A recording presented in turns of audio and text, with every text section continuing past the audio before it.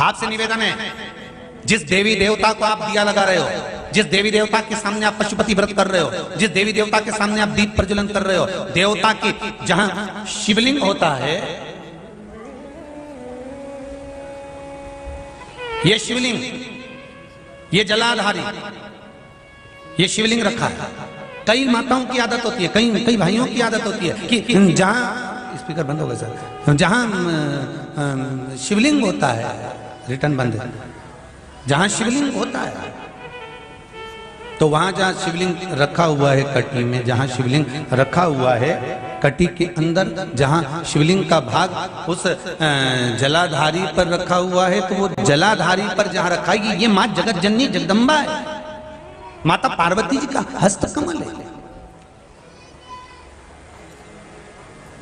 और आप लोग दिया कहां रख देती हो? कई माताएं दिया रख देती है, जहां शिवलिंग है तो उसके आसपास में जो गोल जलाधारी है उसी पे दिया रख देती है, जला जला जला।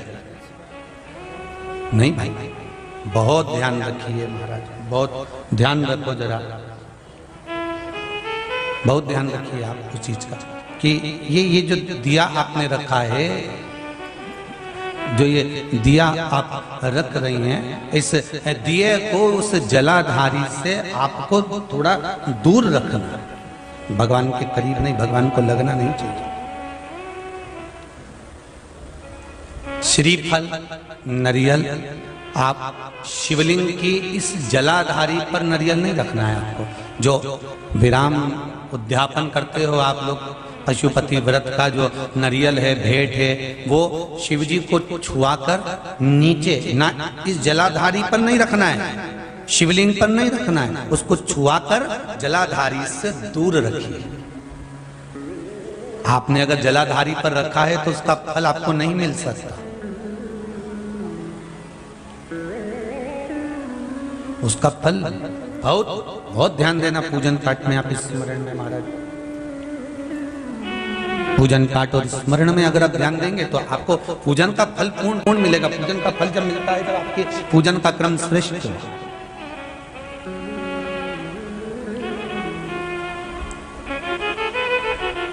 पूजन का फल तभी प्राप्त होता है महाराज, और उस पूजन के फल को हमें अगर प्राप्त करना है तो हमको श्रेष्ठता धारण करना ही पड़ेगा, हमें अपनी गलतियों को सुधारना पड़ेगा। जहां शिवलिंग रखा हुआ हो, जलाधारी जो है वो पार्वती जी का, रिटर्न बढ़ाओ भाई, पार्वती जी का स्थान है।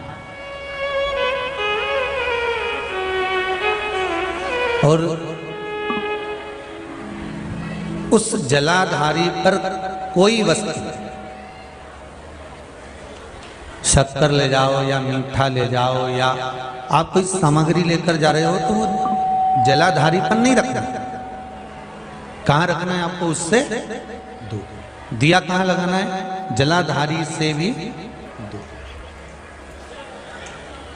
फूल चढ़ाओ, पत्ती चढ़ाओ, अक्षत चढ़ाओ, मूंग चढ़ाओ, तुम्हारी मर्जी पड़े। जो सामग्री आप भगवान की सेवा की, चंदन, अबीर, गुलाल जो लेकर गए हो वो शिवलिंग पर, जलाधारी पर सब लगाओ, सब चढ़ाओ, इत्र भी चढ़ाओ।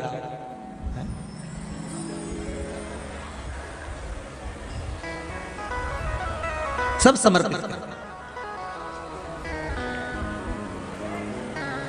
पर उस जलाधारी से थोड़ी दूरी बनाकर, उससे थोड़ा दूरी बना लें, उसके बाद आप रखें महाराज। थोड़ी सी दूरी बनाकर अगर रखेंगे तो भगवान उसको स्वीकार करेगा। जैसे रुद्राक्ष की माला पहन लेने वाला व्यक्ति, गले में अगर एक रुद्राक्ष पड़ा हुआ है या तुलसी की माला पड़ी हुई है, पद्म पुराण के पाताल खंड में अध्याय नंबर 7, अध्याय नंबर 9, कौन सा पुराण है? पद्म पुराण। कौन सा खंड है? पाताल खंड। पद्म पुराण के पाताल खंड में अध्याय नंबर 7 और 9 में तुलसी और रुद्राक्ष का वर्णन आता है।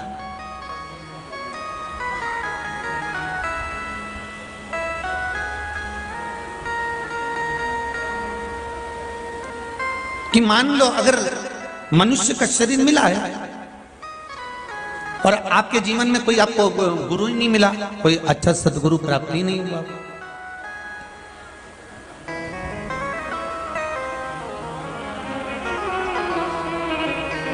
और आपने अगर गुरु मंत्र भी नहीं लिया हो, गुरु मंत्र भी अगर धारण नहीं किया हो,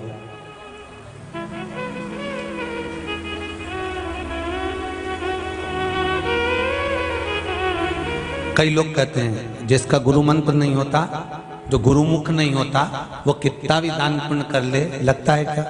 जम के बोलो, नहीं लगता। तो शिव महापुराण में, पद्म पुराण के पाताल खंड के 7वें और 9वें अध्याय में लिखा हुआ है, मान लो अगर आपका दान पुण्य आपके खाते में नहीं जा रहा है तो फिर शास्त्र कहता है कि आप गले में रुद्राक्ष पहन लो या तुलसी की माला पहन लीजिए, फिर तो आप जो दान करेंगे वो आपके खाते में जाना प्रारंभ हो जाएगा।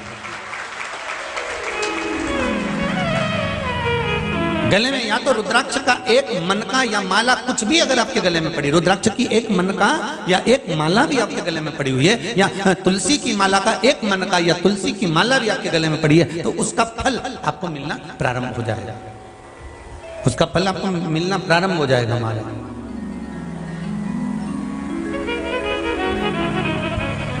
फिर आप जो दान करेंगे, पुण्य करेंगे, सत्कर्म करेंगे, भजन करेंगे, कीर्तन करेंगे, फिर आप जो भी कर रहे होंगे उसका फल आपको मिलेगा, आपको प्राप्त होगा।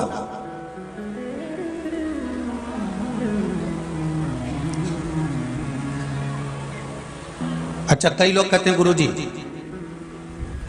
माला पहनने से क्या होता है, रुद्राक्ष पहनने से क्या होता है, तुलसी की माला हम पहने या रुद्राक्ष की माला पहने, लोग क्या कहेंगे, हम नवयुवक बच्चे, आज के जमाने के लड़के लड़कियां ऐसे पहनेंगे तो लोग क्या कहेंगे। कई स्कूल तो ऐसे हो गए जहां माला तक कह देते हैं पहनकर मत आना। तब